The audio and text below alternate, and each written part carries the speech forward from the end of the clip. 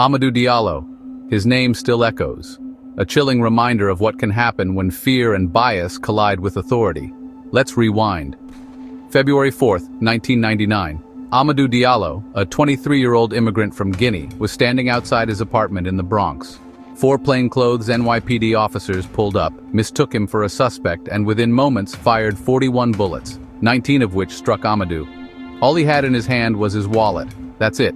The outrage was instant. Streets filled with protesters, voices demanding answers, and at the center were those 4 officers: Sean Carroll, Edward McMillan, Kenneth Boss, and Richard Murphy.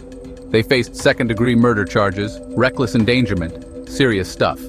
But the case didn't play out in the Bronx. It got moved upstate to Albany, far from the community that felt this loss the deepest. In February 2000, after a tense, heavily watched trial, the jury acquitted all 4 officers. They walked free. No jail time, no convictions. That verdict sparked even more protest, even more pain.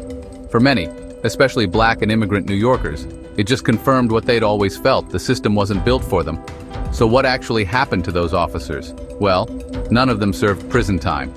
Kenneth Boss, who already had a fatal shooting in his record, stayed on the NYPD, but eventually got moved to a desk job.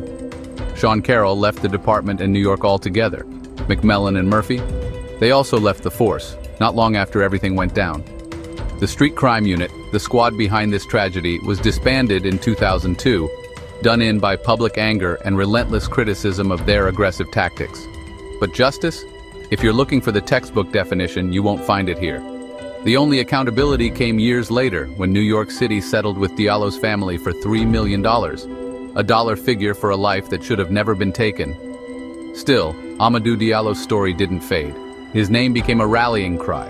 Activists, artists, community leaders, they kept his memory alive. His case forced America to look, really look, at racial profiling, police brutality, and who gets protected by the law.